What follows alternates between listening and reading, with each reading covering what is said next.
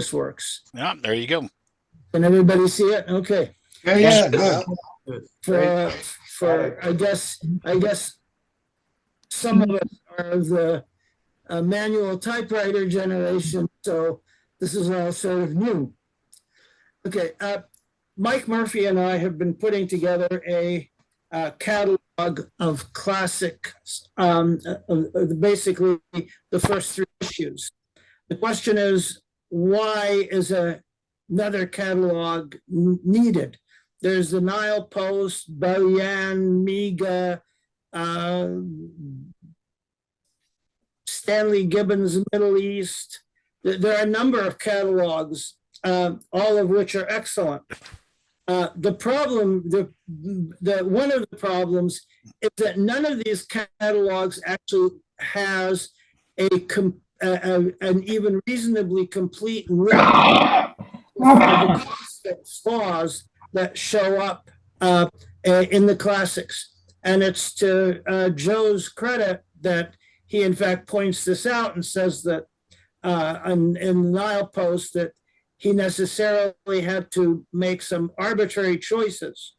So what Mike and I are hoping to do is to rectify this situation by having a complete list. Now, in terms of, for example, the 1874s, I'm fortunate in having a set of sheets of the 1874s. Peter Feltus sent me photographs of sheets of the 1874s. And finally, Joe Chalhoub sent me digital images of his sheets of the 1874s. So we were able to, in fact, take a look across sheets and determine and list what the constant flaws are. And so I sort of randomly picked here some illustrative examples. Some of these are listed in the Nile Post, some of them are not. There's just a selection from the 5 boroughs, and there is the catalog number, and followed by the position of the stamp on the sheet.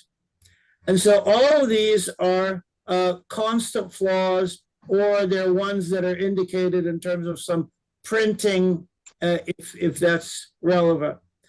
Same here with the 10 bara. You can see there are numerous really major flaws on these things.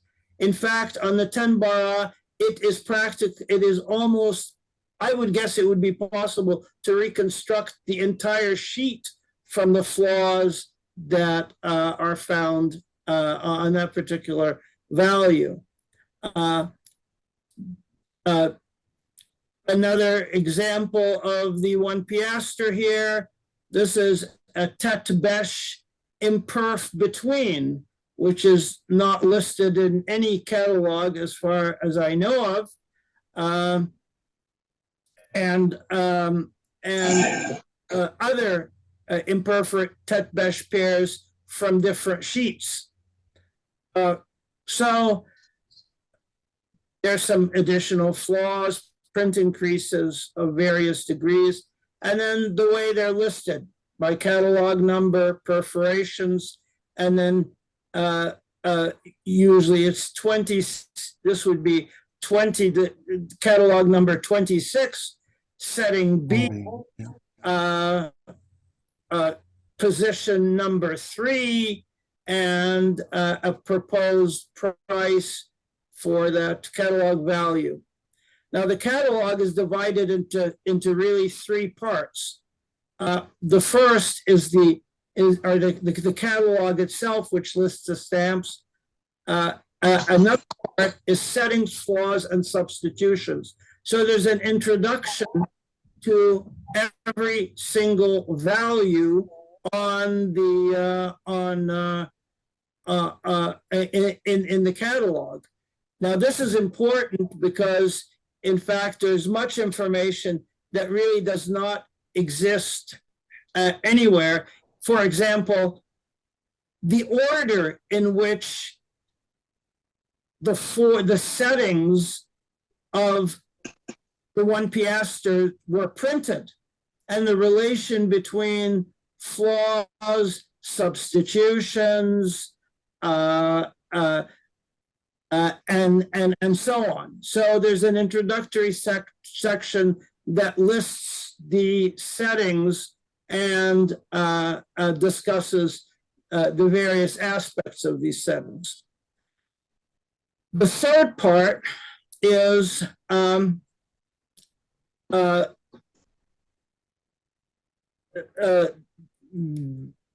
yeah, okay. I miss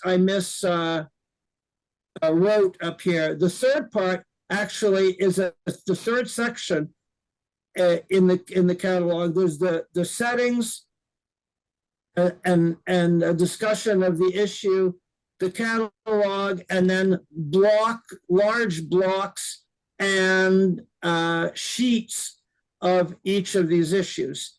So, for example, here, this is from the blocks and the sheets of the 5-borough 1872. So that's the general format of the catalog. Are there any questions or comments about it that we should take up? Any questions at this time? I assume that you're going to use the Stanley Gibbon catalog numbers. Is that correct? Well, I'm actually they're pretty universal. What I have done is I've actually used the Nile Post and Scott catalog, and most of the catalogs have the same numbers because in the issues they were all they pretty well matched. So, are you going to make this a printed catalog or an electronic catalog? That's what I was going to get to next. Okay. Our first Mike's and the plan here that I developed with Mike is to first have an online catalog, and there are a whole bunch of reasons for this. One is, of course, is that any member can access the catalog. The catalog is editable, and that has all sorts of advantages because the history of the Egypt Study Circle is really a history of collaboration between collectors. And just for fun here, I put a letter from Bayam to Shaftar regarding the 1872 20-borough block of 4 of the lithographs when they were trying to show that, in fact, it wasn't just surface printed, but it was also printed by lithography. It turns out that Bayam took the 20 block out on deck of the ship when he was going back home again, and the 20-borough blew overboard. So somewhere at the bottom of the Mediterranean, there is a 20-borough lithograph of the 1872. This is important because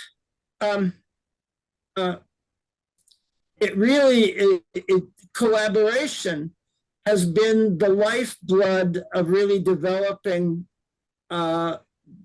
Egyptian philately.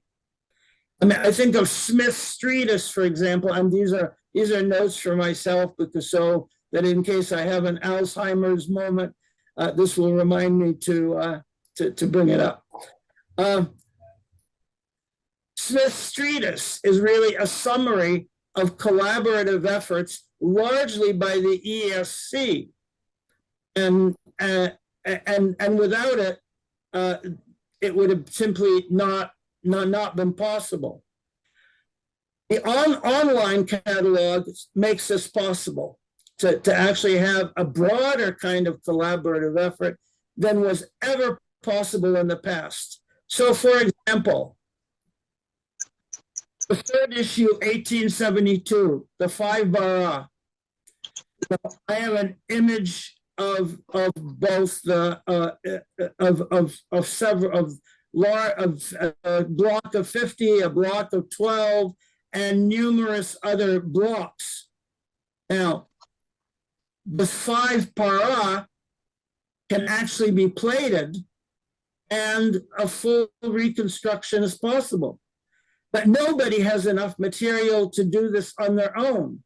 So by posting multiple blocks of the 5-bar on the online catalog, on the sheets and blocks section, a collector can in fact reconstruct the entire 5-bar sheet, and we can advance Egyptian philately one step forward.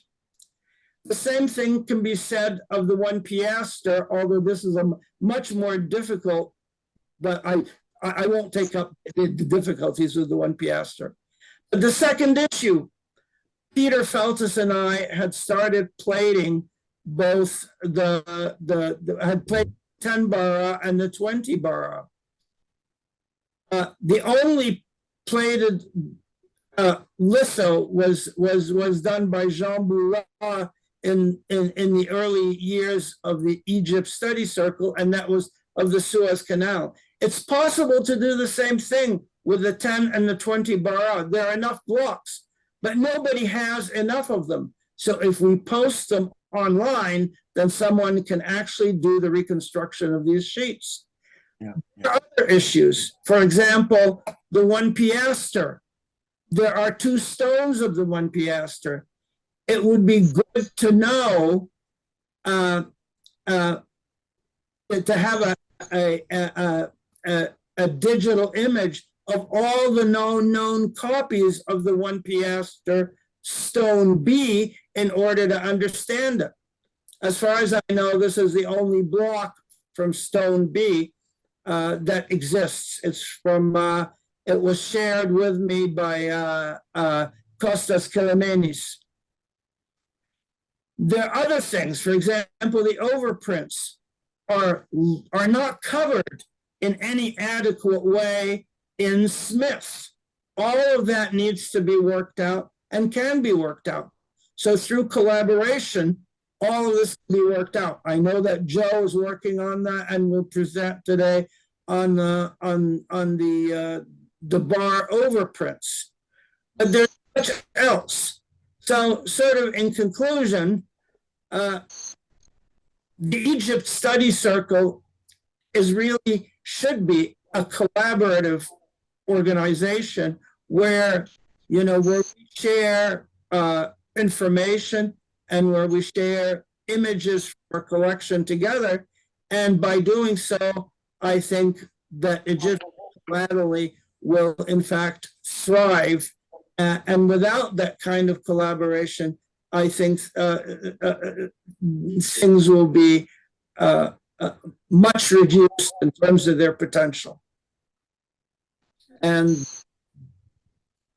is the end. So any comments or comments, questions?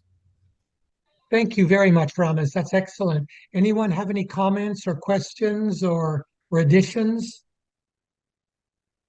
Great material, Ramos. This is amazing.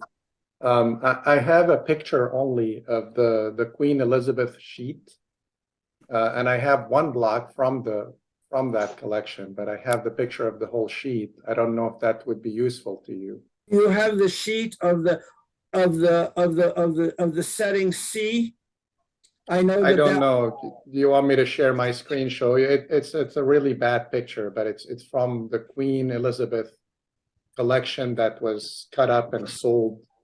But I mean, again, I only have the picture, not the actual sheet. Well, that's fine, because in fact, if you happen to have it, I would appreciate seeing it. If you want to. excuse me. This is what, to interrupt. This is what you have. These are the sheets, the scans of the sheets I sent you. The collection. the one sheet that you didn't send to me, Joe, was the setting C. And unfortunately, that was the imperforate sheet. Did you take a detailed photo of it before it was cut up?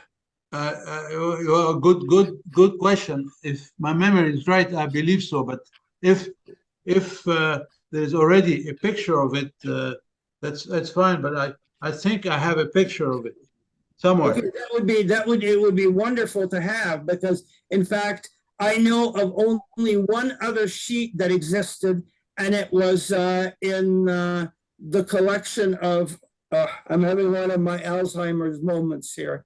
Who was the collector that you bought all of the blocks from? It was on Feldman. At any rate, he had a sheet of it and left it in a taxi. Oh boy. And so the one sheet of the perforated sheet of the setting C is now lost. The only other one was the imperforate sheet.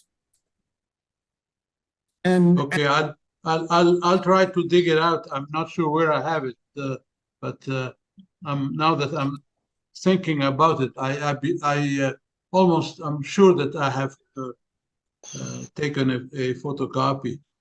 well, that would be fantastic, because you see, with it, we can determine the positions of everything. I mean, you did that in the Nile post, but I'm sure it's not a complete set. And unfortunately, it's if you have it, it's the only sheet there is. Okay. The other thing that I would appreciate from you, Joe, is our scans of the first issue. I have sheets of them myself, but having two sheets of each of these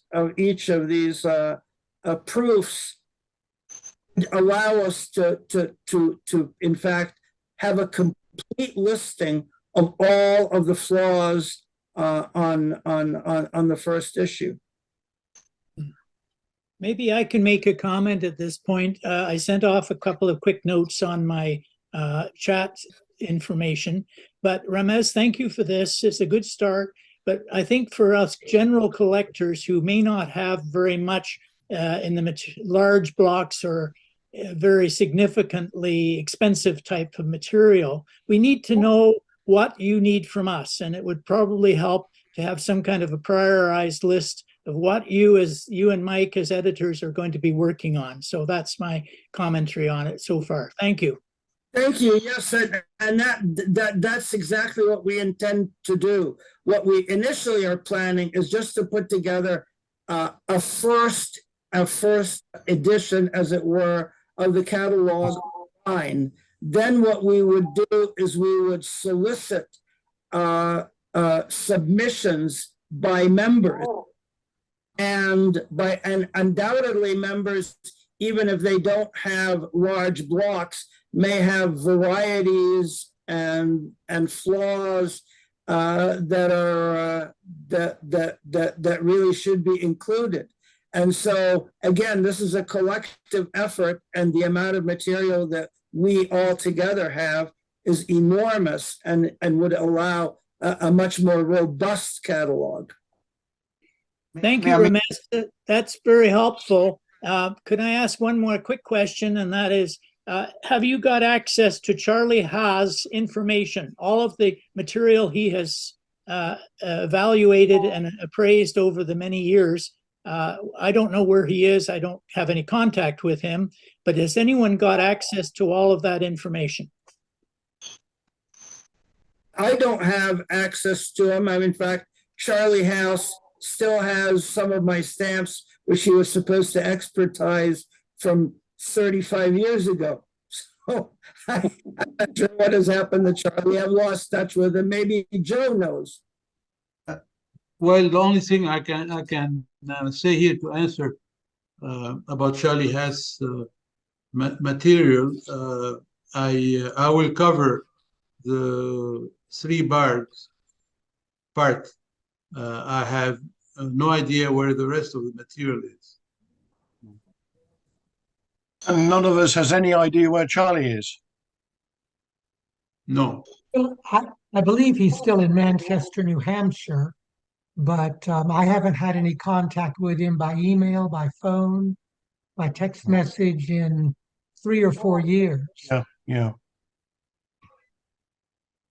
May I make a suggestion? Because, I mean, first to say that I think this is a fantastic idea, and putting it online, soliciting contributions is phenomenal. But I think there's a very crucial way for logistics.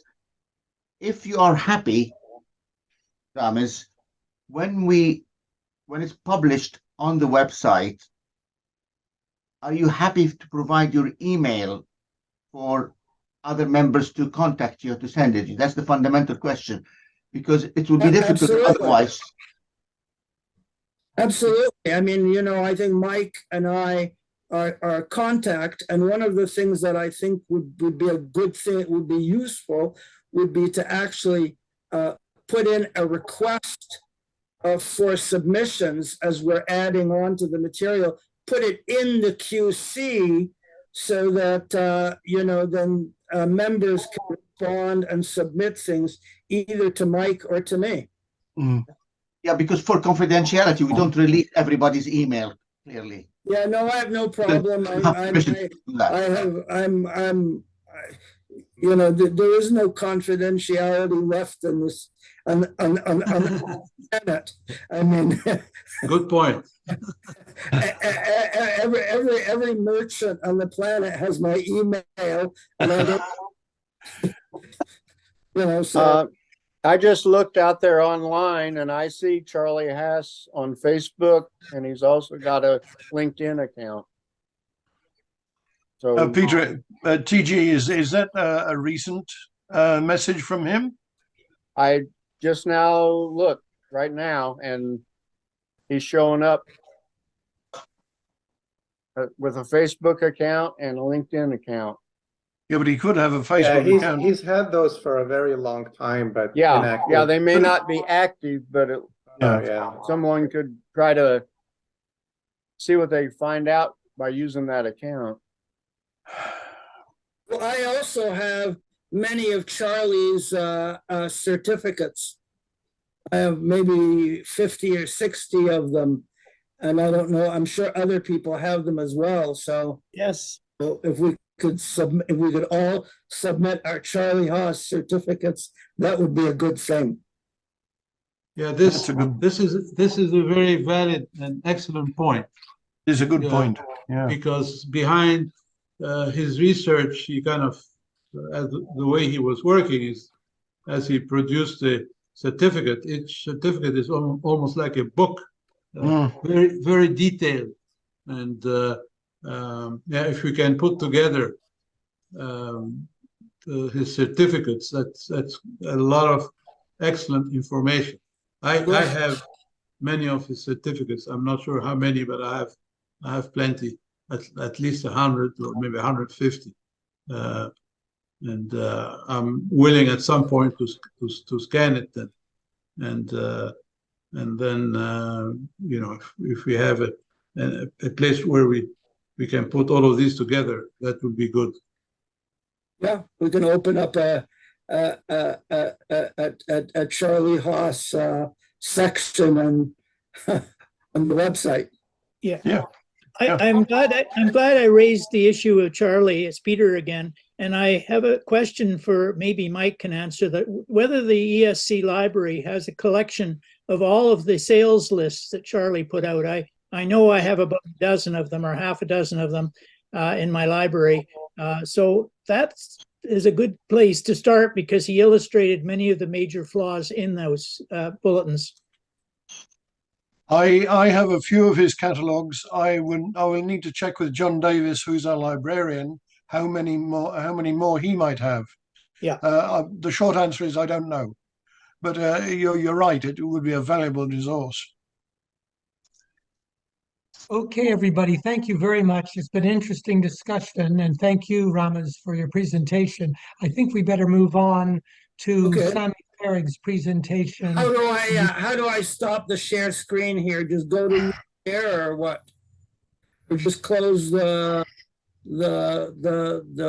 file? Yeah, it should be all the way at the top of your screen. It should say stop share. Okay. Let's see.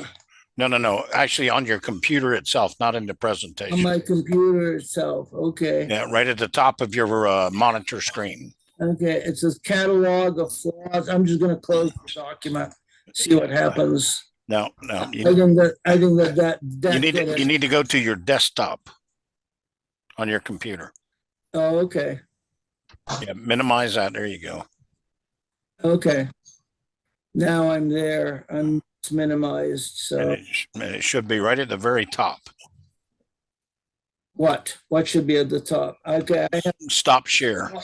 stop share. I have here resume share. No. Okay. I guess it's must have stopped it because what I have here is mute, stop video. I know how to do it. Okay. Well, Okay. I'm not sure how to do this. Just Actually, at Did the I very mess bottom up? of Zoom, at the very bottom of Zoom, there's something that says share screen. You've got Guys, did participants, I just chat, share and my share screen. That might be it. Okay, your screen sharing is paused.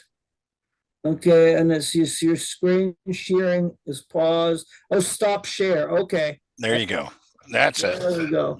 All right. All right.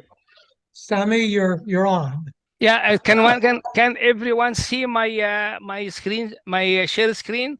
Yep. Yes, Yes. we see Okay, Palestine. Good. Yeah, Okay.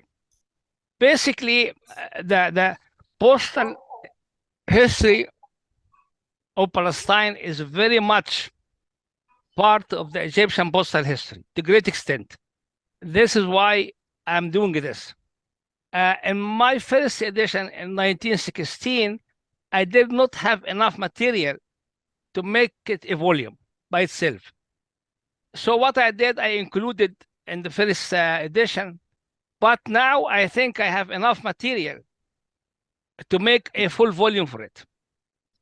But I feel I need more material and I need more assistance. So what I'm doing now today, I'm telling everybody what I collected as material, okay?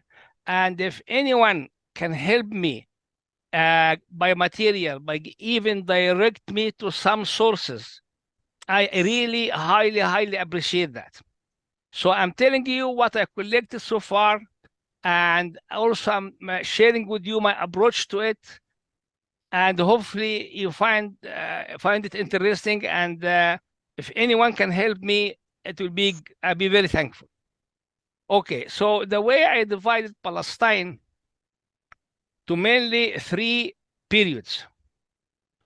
The one period is the Ottoman Empire period, and that would end up in the First World War, 1914.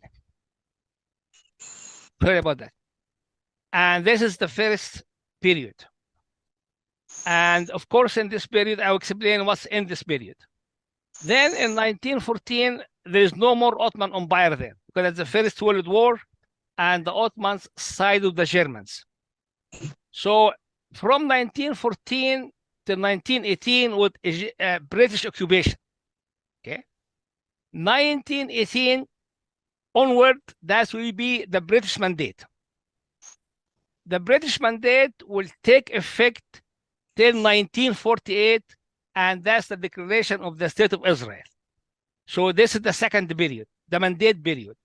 Of course, I'm covering both the British occupation period and the British mandate. Okay, this is the second period, which I think I have most of the material. That's what I think anyway. Now, after 1948, Palestinian now become 3 pieces. Israel, I'm not collecting Israel, so I don't know what's there. And the East, the West Bank, which be under the Jordanian administration. So we have Jordanian stamps there. And then the southern part, which mainly Gaza Strip, that was Egyptian. So from the mandate, the southern part under the Egyptian, and the West Bank was under the Jordanian. So we stayed like that from 1948 to the 1967 war, when Israel took over the West Bank and Gaza Strip and Sinai, and that was the end of my book, 1967 war. So I have three distinct historical periods. Before the Ottoman period ends in 1914 with the First World War. Then you have the British occupation and the mandate from 1914 to say 1910, 1948. That's a second period. And the third period after 1948, after the declaration of Israel as a state. And then you have the West Bank under Jordanian rule and the southern part under Egyptian rule. And of course, when you go to other part of Egyptian rule, you have King Farouk. And then, of course, you have the Republic. Then, of course, you have the United Arab Republic. I'm going through all of that to show it to you guys. I'm not putting any description or material. I'm putting only my postal material. I'm hoping people can help me with more. Hani Makram kindly helped me with a lot of material, but I'm still, I feel I'm needing more. There is one thing I'd like to mention, and maybe Joe or someone more knowledgeable than me can tell me. I believe there was some Venetian envelopes, because before all the European post offices came to Palestine, it was actually good relationship between the Ottoman and the Venetian, and they allowed them to trade through the port of Haifa, like the same way they allowed them to trade through Alexandria. And that's why we have the Venetian envelopes from this period. I believe there's also Venetian envelopes to Haifa. We call it Haifa or Haifa. I believe that. I haven't seen one. I'm looking on the internet. I can't see any. But if anyone knows some information, even some photo, as I said, I still need a lot of material. I will show you what I have so far. And of course, it's up to you if he can help me with anything. Okay. So,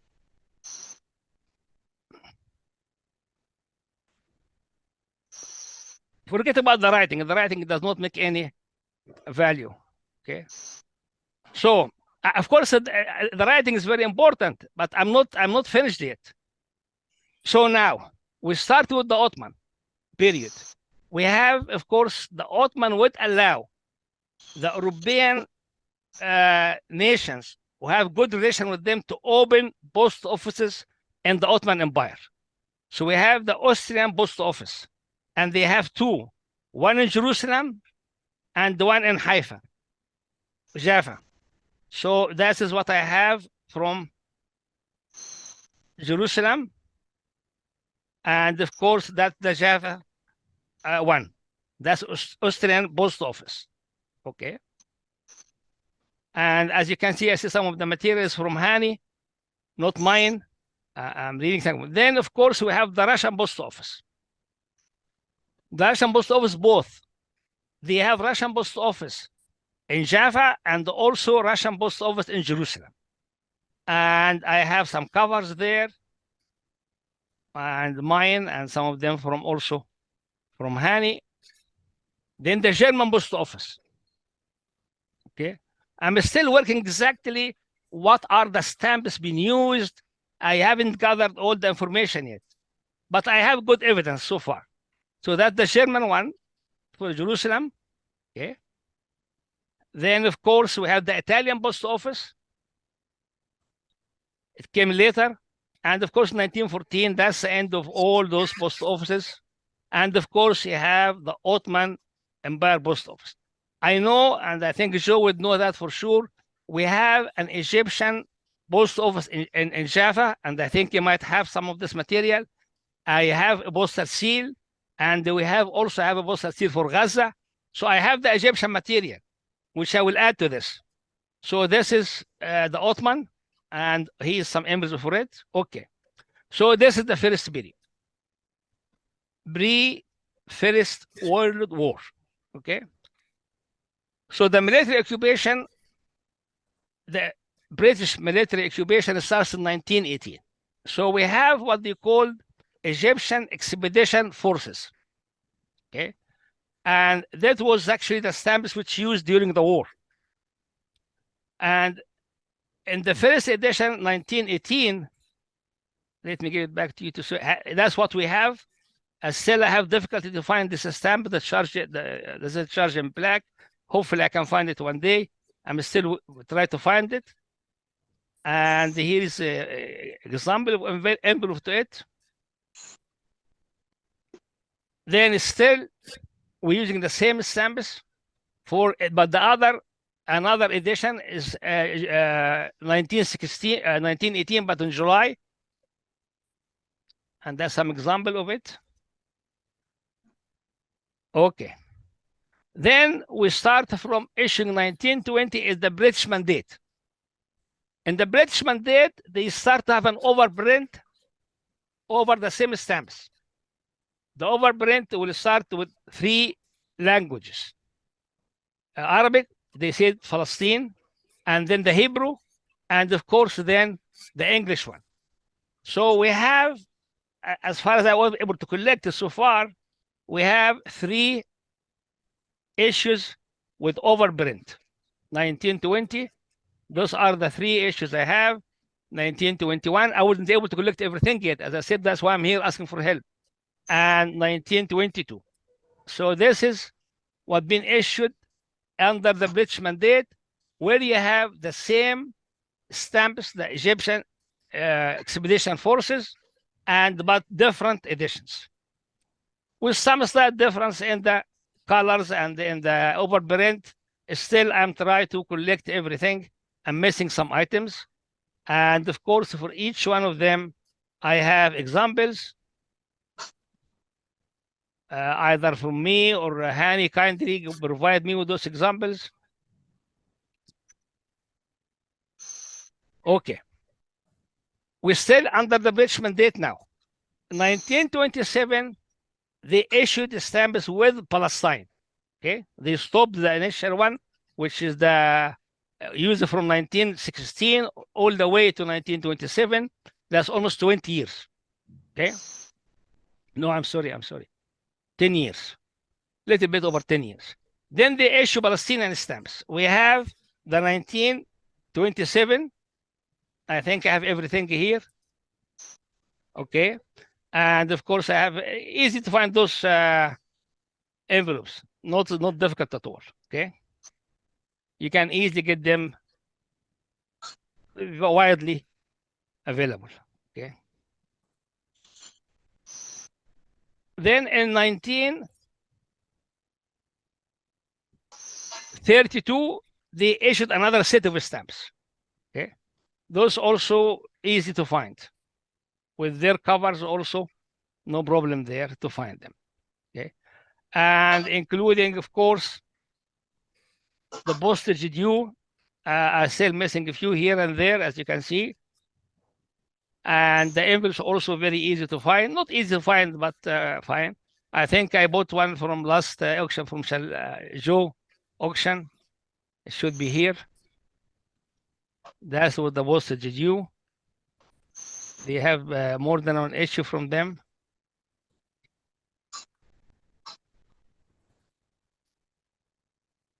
Okay.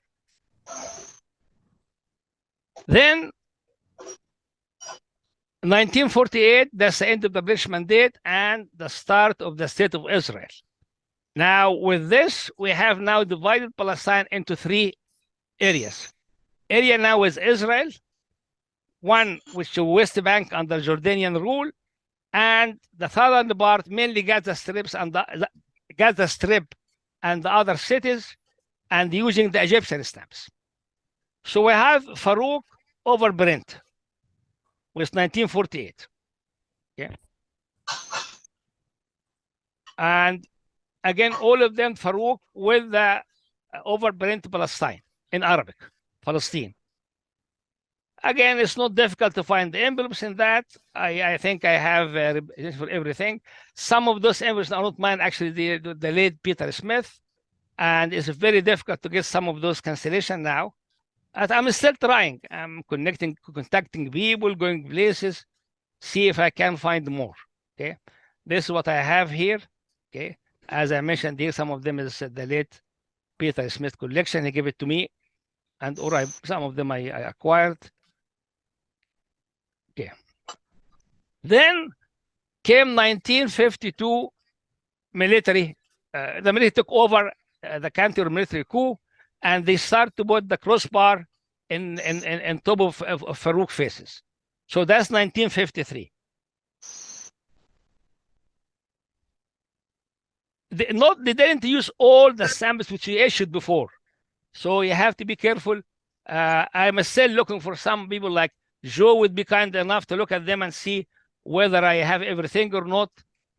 Guys, you have my email. My email is very simple. Sammy, the way I spell my name in my books, SAMI_Fereig, FEREIG @yahoo.com.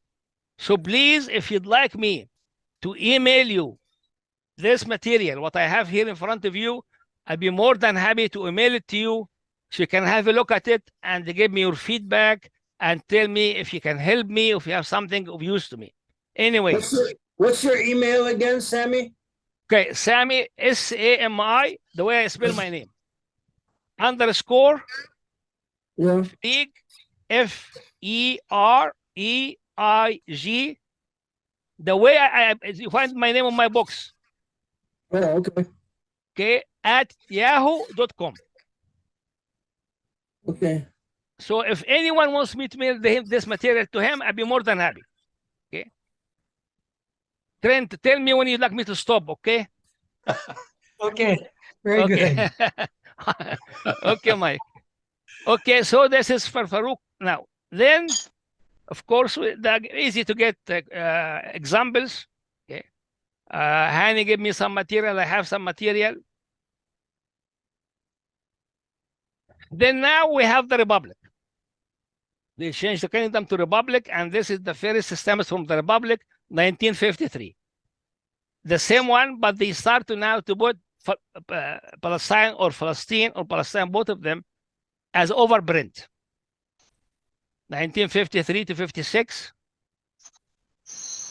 That's all what I believe my collection regarding the Egyptian part, I think is complete. I don't think I'm missing anything. Okay. So we start with the overprint. We're still in the overprint. Now, in 1958, Egypt joined Syria and now they have what we call the United Arab Republic. So those are now the stamps, not Egypt anymore, but the United Arab Republic, but still was overprint Palestine or Palestine. I have got a number, good number of them. All the examples are here.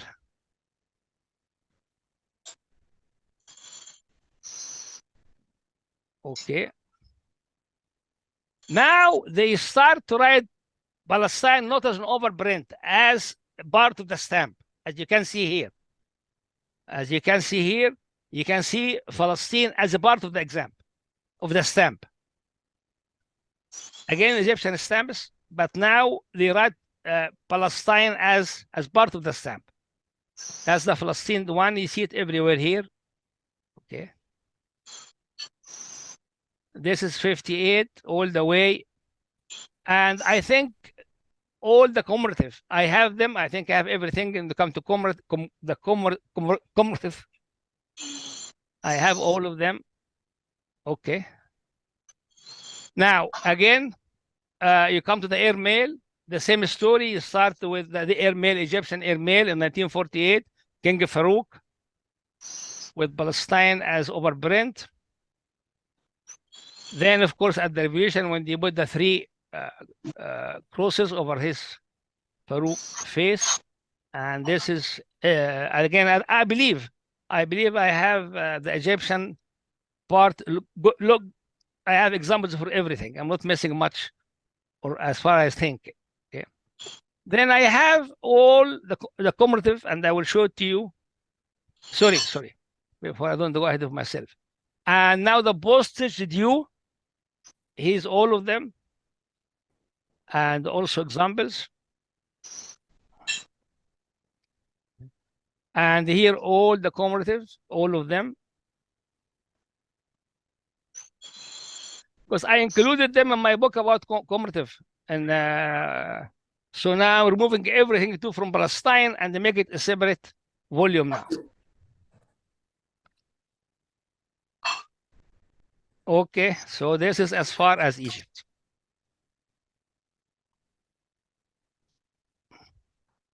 What about express stamps, Sammy? Sorry? What about the express stamps? Yeah, I have it here, but I don't think I have envelope. No, I have it. It's only one. It's only one. I have one express. It's only one. Those are not easy to find on cover, at least in my experience. Yeah, I don't know, like, I don't know why it's not continuing. Okay, and then I have the Jordanian collection. The problem with the Jordanian, I wasn't able to find the postage due for the Jordanian, and I'm still having some difficulty to find the covers. Okay, for the West Bank. Now, Trent, do I still have time to go through the currency? Well, I think probably, Sammy, we need to stop in the next couple of minutes so there's No, time I for stop some here. No, if that's the case. I stop here, and if I'd like to hear some comments. Anyone like, to give me some directions? Everybody. Mike, if you have something to say, Joe, please give me your feedback. But that's where I am today. Okay, thank you very much, Sammy. Yeah. Then any comments or questions for Sammy? Well, great, Sammy, great work, and it's interesting how we can view the history of a country, if you want to call Palestine a country, through stamps and going through the different authorities over an extended period of time. And great work. I can only help you, and you have it almost completed here on the Egyptian side of Gaza. And as Trent said, the express stamp is quite rare to find on cover. But you got and the high values. Yeah, the high value also. I wasn't able to find the end. I told you. Yeah, I think you might have can, some in your collection, but I haven't seen. I can provide you a copy of these. I'd be very, very thankful, Joe. Okay. I'd be very, very thankful. Sammy, Sammy, I'm not sure what I Sammy, have, but do you also collect sheets of these things when they're available? Well, frankly, I don't like. I'm not really. I don't have big budget. Okay. My mission was mainly to, as Joe said, I'm trying to tie the stamps to the history, to give it perspective. And also, I'm adding the currency. I don't have time now to add the currency, but I also gone through the currency, through the Ottomans and the British Mandate. And after that, I'm doing a lot of work as research, as Joe said, tying the history through stamps. But I'm not really, don't have much money to spend on sheets and stuff like that. No, I hope I have the capacity, but I don't. It's a wonderful presentation. Sammy, Thank you very much. Peter calling you, Peter Newroth. Thank you for this. I have an accumulation of Palestine, but I have never studied it. So I wanted to know the scope of the work you're doing, whether or not you include things like the auction catalogs. I'm holding up two of the ones recently that I have in my collection, and whether you have reviewed the literature thoroughly as part of this book you're preparing?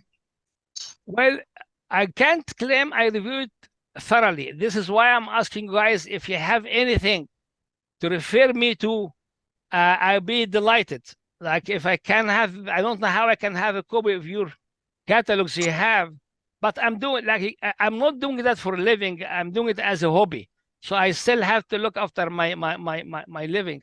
So and I have enough. I don't have.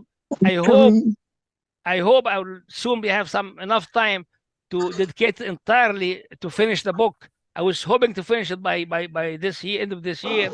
I doubt it very much. I still have, as you said, I'm looking for literature, and I think I need to read more and I need to find more. Thank you. Yeah, and if anyone can help me, I'm very thankful. I mean, we don't need to cover this. I know we need to move on. I added 3 pictures in the chat. Ask me any questions about them later, but that's just for your information. Well, I prefer very much if you can correspond by emails between me and you, and then I appreciate that very much. Hani, I can send you the stuff too if you have a look and if you have material. Again, if the material within our budget, I will buy it. If it's very expensive, I might not be able to. Mike, Thank you very much, Hani. In the QC, should we dedicate a page to material wanted or scans of material wanted for people who are missing bits in their collections, like this, for example? I think to put a wants list in the QC would be a very good idea, but it would be a much better idea to put it on the website where it can be extended to lots of photographs and bigger descriptions. The website, I hope, will be redeveloped in the near future. Look forward for that, Mike, for sure. I mean, so what we can do then perhaps is, if I don't know if Sammy would be happy to do that, like Ramis, is that if that's published, what you've showed us published on the website with a link in the QC. Yeah, very glad to do that, Sammy. Very glad. Just asking if you would like. Yeah. No, I definitely I'd like to see everyone what I have so far, and if anyone can help, be highly appreciated. I'd be very glad to do that, Sammy. If you give me the link, I will do it. Well, it will need for you to send to either to myself or to Neil Hitchens by WeTransfer all of your pages. Okay. And then he can find a place to put them on the website. No problem. I will do that. I will do that shortly, Mike. Good. Then Mike, put a link in the QC then, and you can put a link in the QC then, Mike, can't you? Yeah. I will send it to you. Anyone wants me to send it to them, I will be more than happy. But just make sure you provide your contact details so people who look at it can then correspond with you directly. Yes. Okay. Yeah. Sure. Thank you guys very much for listening and for your comments. You've been great help. Thank you very much, Sammy. From day one, all of you guys. I think we better go on to Joe Shalhoub and his plans for a book on the bar overprints. Joe? Yeah. But inshallah, yeah. Yes, I'm here. I have one page that I'd like to show. So, Sammy, if you can take your page. Yeah, I stop sharing now. Okay. Okay, wonderful. And so share screen, and let's see here. I click this one. My son Henry is a specialist when it comes to troubleshooting. So is this the one? Yeah. Share.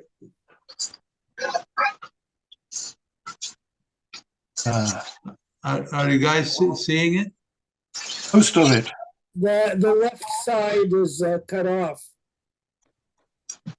It says bar overprints of the stamps of Egypt. Make it full screen, Joe. Make it full screen. Okay. Yeah. Yes. Got it. Yeah. Share. It's nice if you've got big prints as well, is it? No, this one. Do you see it better now? Yes, we Yeah. can see it, Joe. You Yeah. can see it. All right. Okay. All right. I offered to share this information because for a while I've been thinking there was a need to produce a book relating to the bar overprints of the stamps of Egypt. And this is based on, there's a little bit of background noise. I don't know where it's coming from.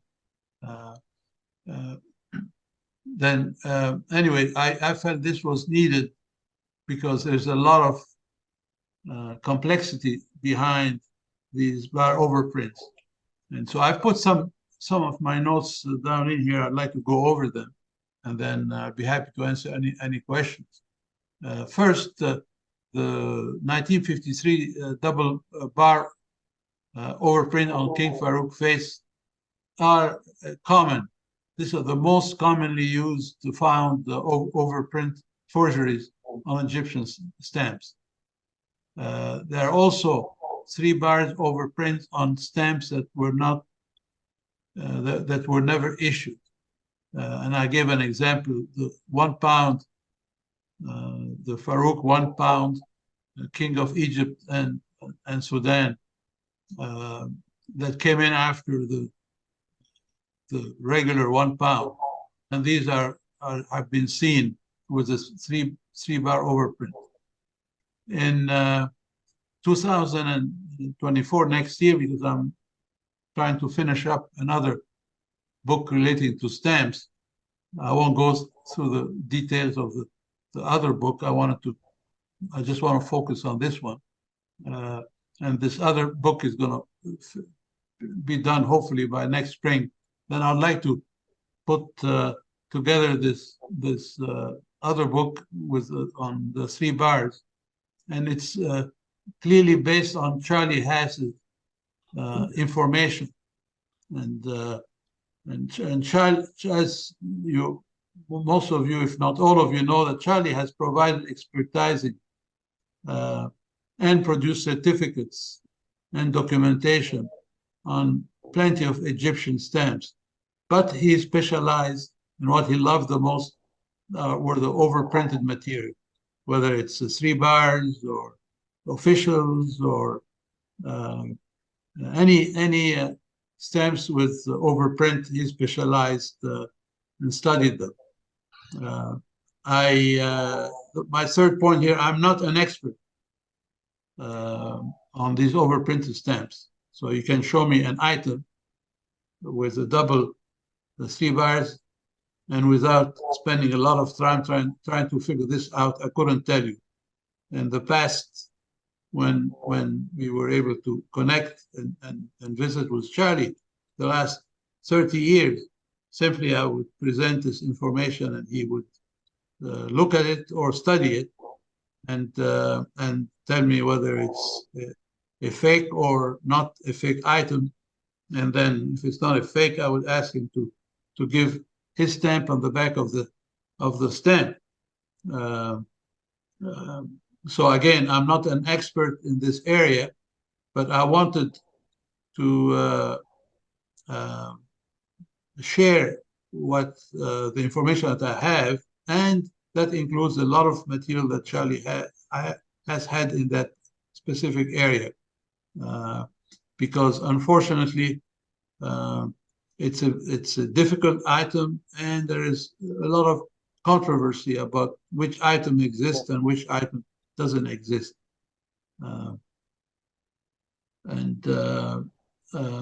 So the book in item number 6 here, the book will show the different types of settings. So he went in and analyzed settings on the stamps, and also the condition of these, whether it's an early usage or a late printing. He also studied the different types of fake overprints and the settings of these. there are many types of and different stages of the overprint.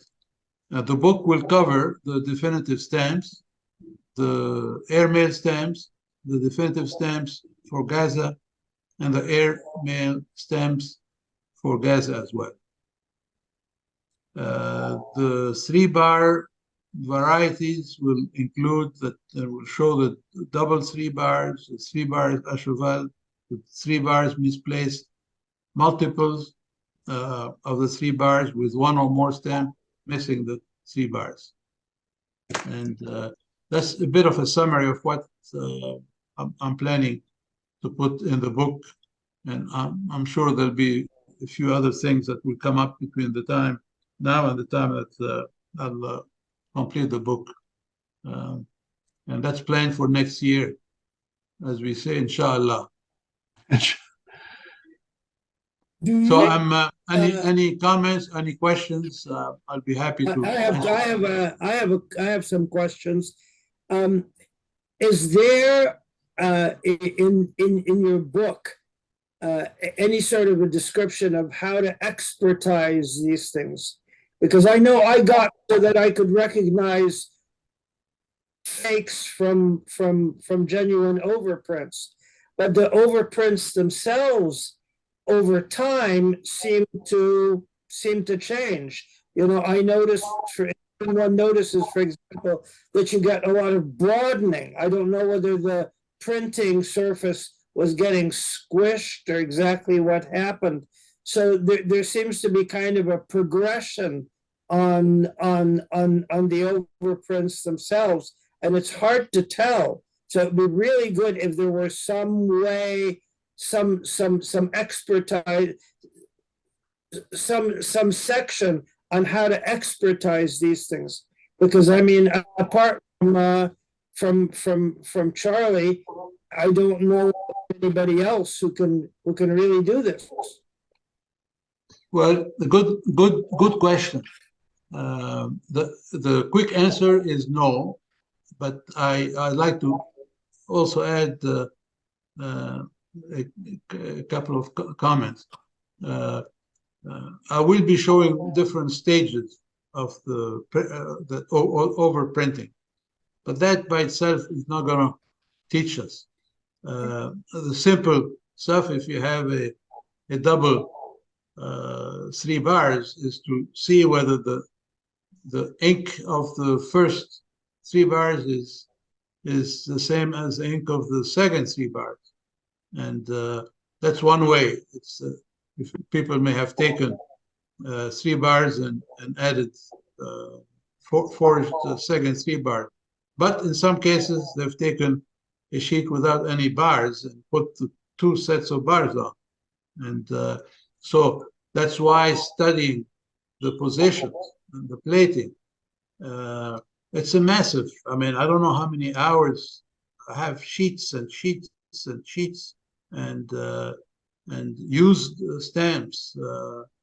And I don't know how to suggest that an average person like me can differentiate. I had an easy source when Charlie was around. We could reach him, and he would review and put a stamp on the back. If the stamp is an expensive, rare item, he would give you, if you ask, he would give you a certificate. We don't have that, and that's why today, and I'm making a practical statement. If it's for me, I don't buy these stamps in particular, but if I were to buy today, I don't. But if I were to buy the stamps, and I would look at the back and see whether Charlie had his stamp in the back of the stamp, and that would give me comfort that this is a genuine item. I hope I answered your question. It's vague, not maybe totally clear, but that's the best I can do. Well, perhaps, I don't know whether you would be willing to do this or able to do it because it's a massive job. But one of the ways that future philatelists, because many of us are coming to the end of the road here, concerning these things, is if there is a digital file of all of whatever sheets or material there is, because it's possible for some dedicated person who's interested in these things to sort of advance and perhaps extend what you're doing with this book. But I mean, the thing is to actually have to have images which one can study. Do you think that's possible for you to do all of that? Too much to ask. Ramesh, yeah, you're asking. It's first of all, it's a good suggestion. The practicality of this, it's a massive job, and to do it right from a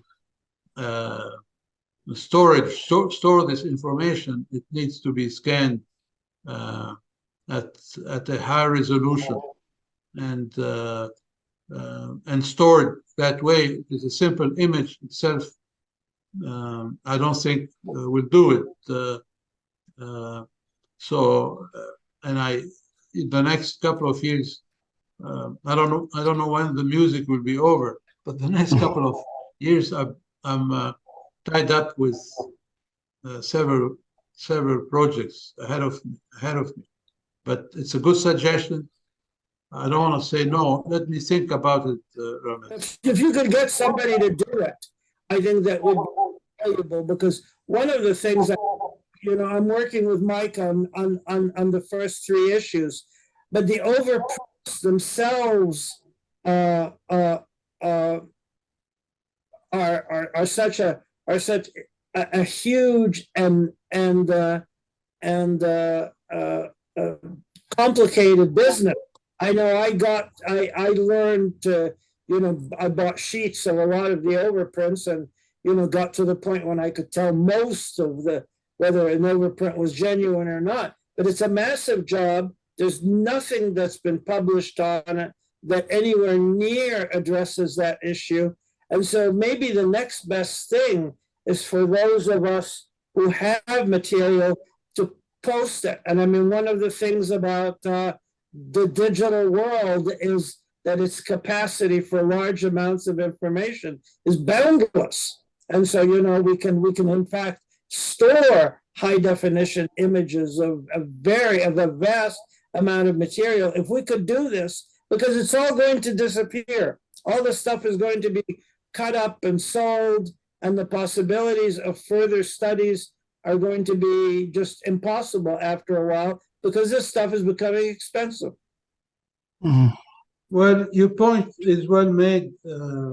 If it was a question of a few sheets, I'm talking now about the 3 bars. If it was a question of a few sheets, then the question, then will I do it or not do it? But here, in the case of the 3-bar overprint, it's a massive amount of material that I have.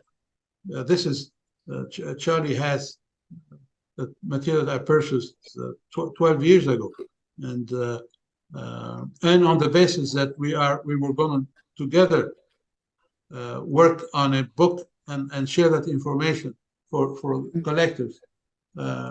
Unfortunately, Charlie is not around. We said earlier, trying to connect with him, but I and others have tried hard to connect and find him, including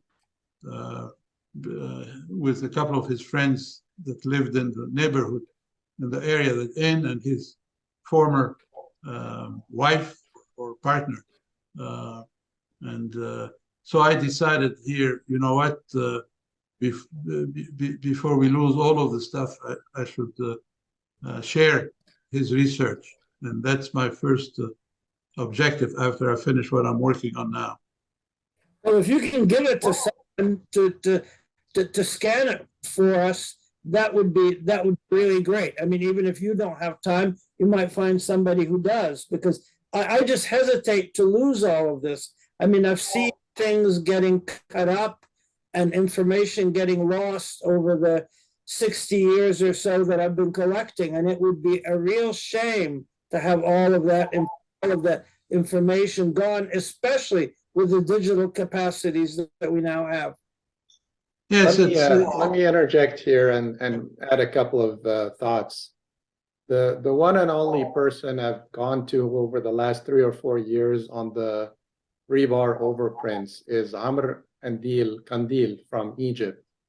I would consider him, I'm not going to personally vouch 100% for him, but he has tremendous knowledge. He holds himself as a, a specialist. I'm not going to say as an expert. So Joe, I don't know if you have a direct connection to Amr in Egypt. If not, I'm sure I can make a connection, but whatever. It would be good to collaborate, to at least exchange some thoughts. I know he's got tremendous amount of material as well. And so if you, again, I'm just throwing out there, I'm not going to vouch personally for Amr, but if I saw anything on eBay, I'm questioning authenticity, I'll share the link with Amr, and right away he'll come back to me within a day or two on Facebook and say yes or no or what have you. So yes. I think he's knowledgeable than probably most of us, if not all of us on this call on this topic. Well, thank you for bringing this up. I know Amro quite well. We have a pretty strong connection. Yes. Not on the 3 bars, but several topics. Of course. And I'll connect with him and try to assess the scope of his work with the 3 bars. But that's my only point is, see if you can connect and whatever happens. Yeah, I will do that. But I also want to add, it's hard. I don't have it here to show you guys, but it's hard to see anybody that gets any close to what Charlie has done. The book will give you a taste of the level of details and analysis he went through. So it's really one step to help this complex issue.